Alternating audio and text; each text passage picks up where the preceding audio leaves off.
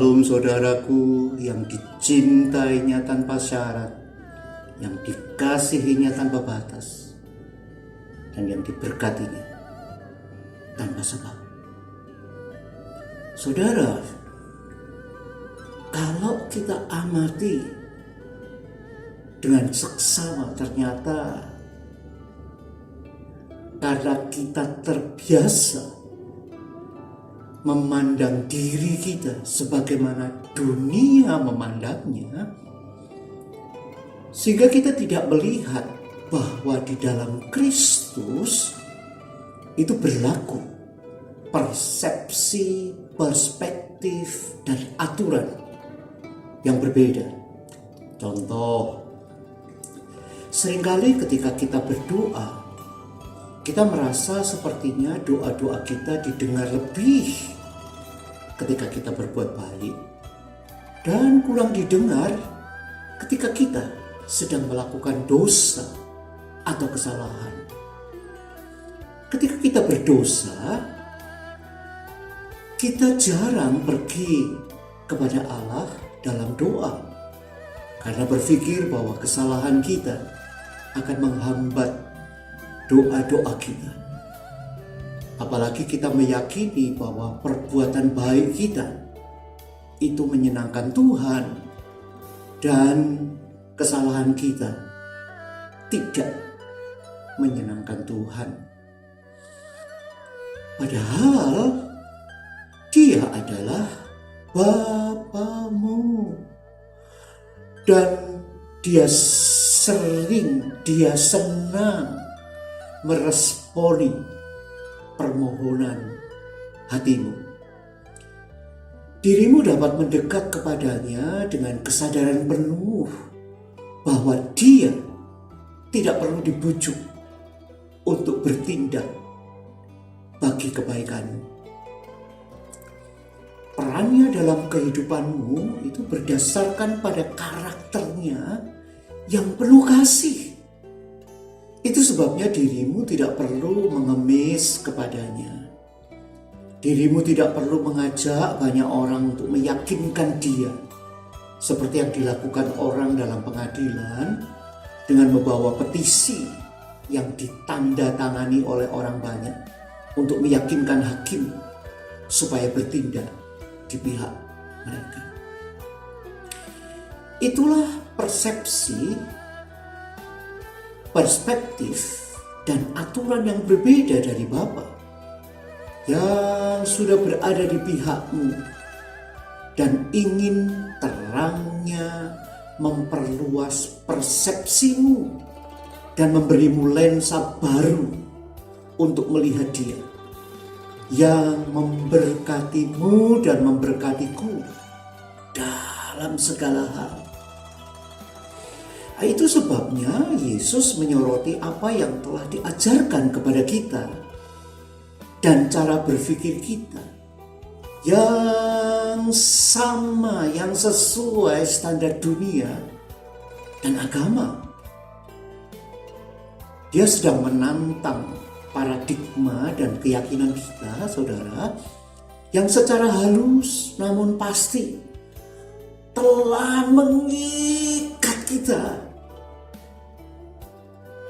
Nah, tragedi terbesar gereja modern adalah begitu banyak orang yang tidak tahu atau tidak pasti apa kehendak Allah mengenai pengampunan, mengenai penyembuhan, mengenai pembebasan, dan penyediaan. Padahal Ia sudah menyatakannya. Tetapi sesungguhnya duka atau penyakit atau kelemahan atau kekurangan kitalah yang ditanggungnya, dan kesengsaraan dan kepedihan kita yang dipikunya. Dalam Yesaya 53 ayat 4 dalam versi The Amplifier. Berdoa, ya Tuhan, jika ini menjadi kehendak-Mu, sembuhkanlah kiranya orang ini. Saudara tahu, ini adalah doa yang sia-sia. Kenapa? Karena ia sudah menyembuhkan orang itu. Yesus sudah menyediakan segala yang kita perlukan bagi setiap orang disalib, termasuk kesembuhan. Dia sudah menanggung segala penyakit kita. Dan oleh bilur-bilur atau luka-lukanya, kita sudah sembuh. 1 Petrus 2 ayat 24. Dengar Yesus berjalan di sekitar, cari yang menderita supaya sembuh. Dulu ia berkata, sekarang berseru, engkau yang menderita, rindukan sembuh. Rindukan sembuh, rindukan sembuh. Hai, mari dan datanglah kepadanya. Lihat mata air hidup yang mengalir penuh, kata masuk dalamnya, tentu kau sembuh.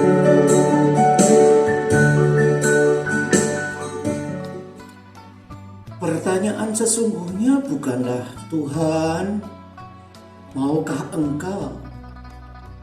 Tapi apakah saudara percaya? Jika dirimu ingin tahu bagaimana hati Bapa, lihatlah Yesus. Dia menyembuhkan semua orang yang sakit, yang datang atau yang dibawa kepadanya. Coba saudara lihat di dalam Matius pasal 8 ayat 16, Matius 12 ayat 15, Matius 14, 36.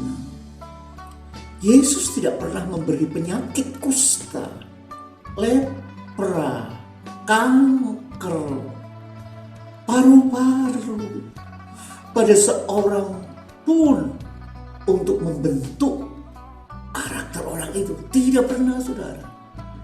Juga tidak akan memberimu penyakit supaya dirimu belajar sesuatu. Kehendaknya mengenai kesembuhan dan kelepasan tidak terpisahkan dari kehendaknya mengenai keselamatan. Dia ingin semua orang yang sudah diampuni, yang sudah disembuhkan, yang sudah dibebaskan pada hari ini,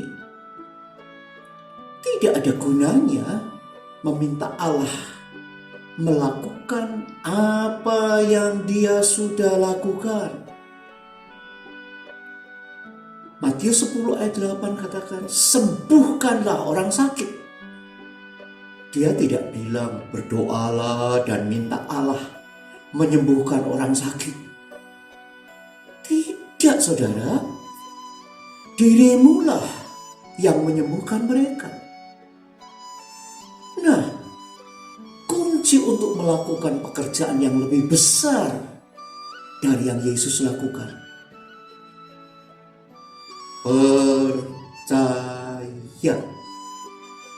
Jangan lupa pada waktu saudara percaya itu berarti engkau suci selamanya, kudus selamanya, layak selamanya, berkenan selamanya.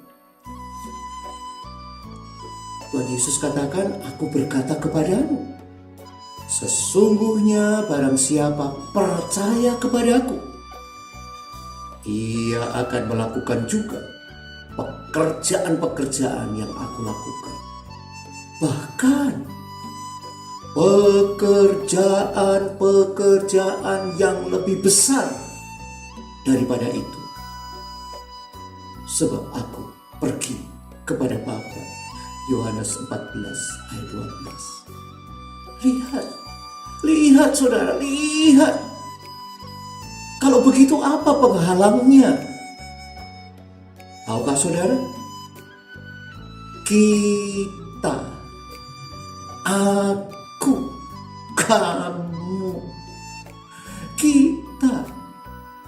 Padahal seluruh ciptaan menunggu dengan penuh harap saat engkau dan aku yang adalah anak-anak Allah bangkit berdiri dalam pewahyuan ini dan menegakkan, sekali lagi menegakkan kemenangan Kristus di setiap area di mana kerajaan Allah belum termanifestasi. Haleluya. Untuk itu Ia membawa kita ke dalam gaya hidup kerajaan, di mana kita tidak berurusan lagi dengan hal-hal negatif, yaitu hal benar dan salah. Kita abaikan saja hal-hal itu, karena Yesus telah mengurusinya. Dia telah membuang hal-hal negatif itu sejauh-jauhnya, dan tidak seorang pun anggota Tritunggal yang bakal membawanya kembali. Meskipun kadang kita sendirilah yang membawa kembali hal-hal negatif itu. Jadi nikmatilah wahyu yang memenangkanmu dengan cara pandang, persepsi, perspektif, dan aturan Bapa yang sangat berbeda dengan dunia ini. Haleluya saudara. Amin.